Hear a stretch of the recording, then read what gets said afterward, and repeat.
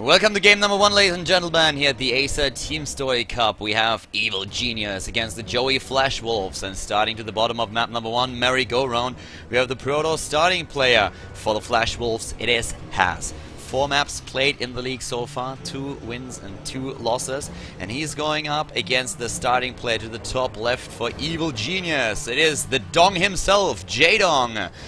And JaeDong right now in the league, actually rather unsuccessful. He played 3 maps and he lost all 3 of them. He played against very strong opponents on the other hand. He played against Hero and twice against Innovation.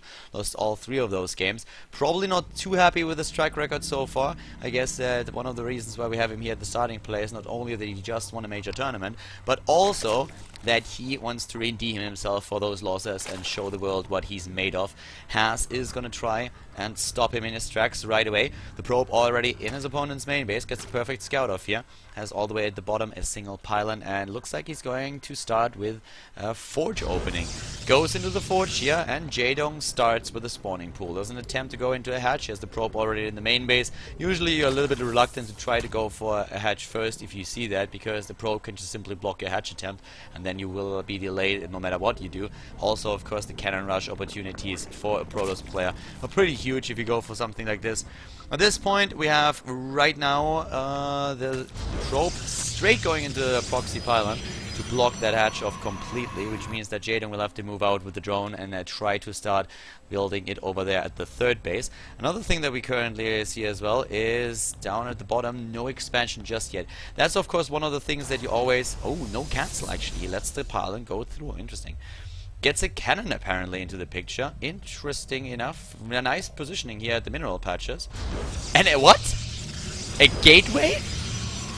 Alright, like the cannon I could just understand. The gateway on the other hand puts a whole different meaning to this. I was just about to talk about how his move at this point really affects his Nexus, that the Nexus is just going to be so much faster. But suddenly we have a cannon down here and we have a cannon over there, another pylon being built, Zerglings running in, there's a photon cannon suddenly and a gateway, and JaeDong probably looking at this and being like, what? Alright, he cancels that, starts to try and contain his opponent. Interesting. Another cannon. Look at Has here. At first he plants the gateway so that the Zerglings can't really attack the photon cannon, that they can't do anything about it. Then he cancels in the last second once the cannon is done and starts to go forward with the photon cannons to try and completely contain his opponent. On the other hand, this cannon already being attacked by a queen. I guess in the end it will have to move back. But this is a very interesting opening that we see here by Has. I'm not quite sure if that's really going to work out for him, but I guess time will tell. Another cannon. This is quite the commitment if you think about it when it comes to minerals. So this is already 300 minerals. We have 450 with the cannon that he's currently building, 550 with the pylon. The expansion for JaeDong is ready on the other hand, and all the stuff that he just did delayed his techs by so much. Like, think about what happened here. He built a gateway, he cancelled that gateway again, built a late Nexus, and then finally, after building another cannon and another pylon, he started to throw down his own gateway down here at the bottom, which will be followed up by the cybernetics core.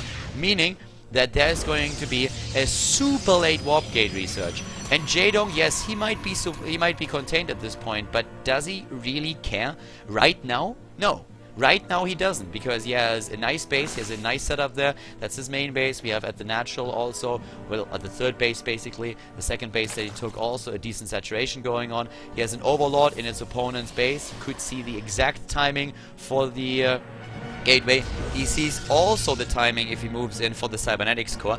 Will know that there is no warp gate research, no nothing. So he knows that all of this that Has is doing right now is not accomplishing anything at all. Like, that's not doing anything for Has at this point. Later down the road, that might be effective, but JaeDong can just completely relax, play his style, and then try to do something against that. Even putting forward a creep tumor and losing a spine crawler later might even work for him, but he's probably going to just bust through there with roaches.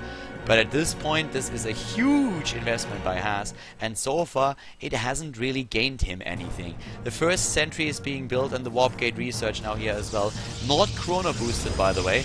11 roaches are currently being built, and just looking at this, if JaeDong walks across the map with its roaches and really starts to push in here, it's going to be super difficult for Has to pull it off.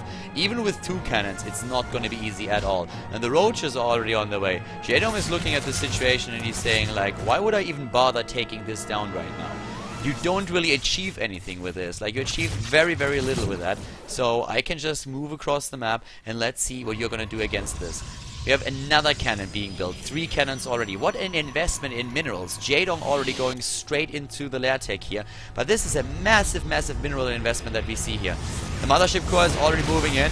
And, well, the probe is killed. The force field just in the last second. Now we can start to work against the cannons. The first cannon is already taking out. That means we have like 1 cannon still alive. The second one coming to play. The sentry on the wrong side of that gateway, I can tell you that much. Cannon number 2 is also gone. The Zerglings are streaming in.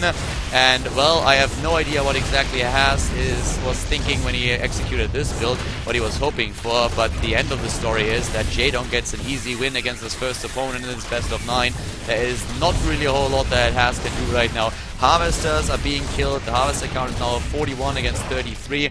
We have Zerglings and Roaches in the main base, just doing more damage to the harvesters here. They move down to the bottom. A lot of mining time lost already for the Joy FlashWolves player. And, well, JaeDong back at home has his lair tech already done. 3 additional gateways are coming into play, but harvesters killed already 24. 27 harvesters lost. It's 20 against 42.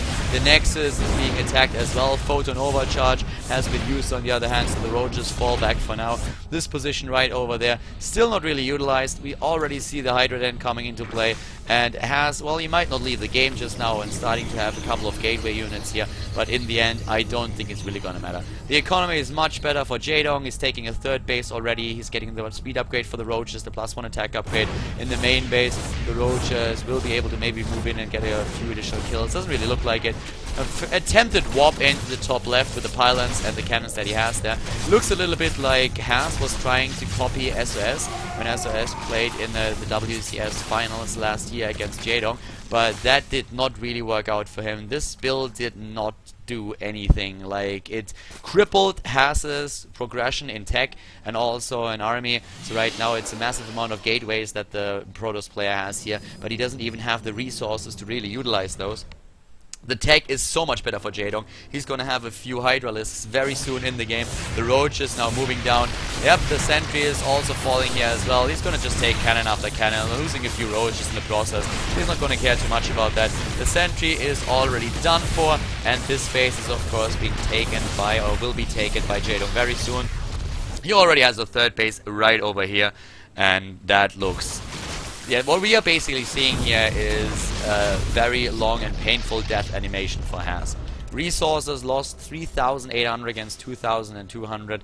I would really, really like to just, like, I don't know, hype this game up a little bit and talk about the comeback potential for Haas. But the only way that Haas is winning this game is if JaeDong is going for a smoke right now.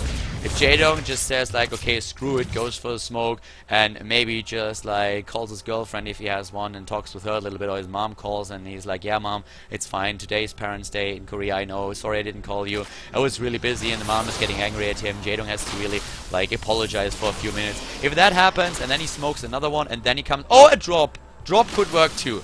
Alright, nobody's dropping. But yeah, if that happens and then he comes back, then maybe Haas has another chance. But if that doesn't happen, then there is no way for Haas to win this game. Like, no way in like 10,000 million years. This is just not gonna happen. The Roach is alone, already taking down the Cybernetics core, taking down the Forge. We have a +1 attack upgrade. The same is also true for JaeDong. Haas is currently still looking at 44 harvesters against 61. I guess, yeah, this base is going to be taken right now as well. That puts the Zerg player on 4 bases against 2. Pretty soon, at least, that is. We have now burrow movement being researched, the burrow upgrade itself. We do not see any Hydras in the game. Did he cancel the Hydra? Yes, he cancelled the Hydra then. So cancel that a little bit earlier. And we have even a Nidus network. Like, JaeDong is now in the position where he can do whatever he wants. And he's like, what didn't I build in a long, long time? What unit do I really want to play? Yeah. I don't know. I do not know why Haas has not left this game yet. Like, what he's hoping for. I seriously do not know. The tech progression for Haas is horrible. He has a Robo and that's it. A Robo for Immortals. He's now rebuilding the Forge and he has to, of course, build... Well, he has a Cybernetics core completed again and a Twilight Council. But JaeDong can't throw away his entire army and just, like, build another one. I don't know what to say about this game. This is a little bit insane. I mean, at this point, starting to the top left, we currently have the Nidus network going down, and yeah, this is about it. So Nidus network looking into the main base, and there we go. Isn't it even spotted? I think he saw that. No, he actually didn't. So suddenly there's also roaches in the main base. There's roaches at the front. The army supply is 127 against 39. And yep, there we go. Moves in, starts to snipe the Nexus right over here. And at the same time, we have down there at this point, we have, yeah, the roaches just moving out of the main base. Okay, so over here, a couple of units just trying to move in. At least has 96 supply right now, but his base is already done. He doesn't have a main base any longer. He's going to lose everything here as well. The choke point already being controlled by JaeDong, who's in 4 bases at this point. And there's the GG, called by Has after 15 minutes. JaeDong with win number 1 puts the first score onto the board for the Evil Geniuses, and we're going to see a game, or player number 2 is soon to be announced by the Joey FlashWolves. Has apparently trying something gimmicky here, apparently trying something sneaky. Didn't work out for him in the end. He looks a little bit silly. I guess if it plans out for him, then it's a different story and he looks like a genius. As it happens, it didn't work at all. JaeDong with a 1-0 for his team, and let's find out who player number 2 is for the Joey FlashWolves.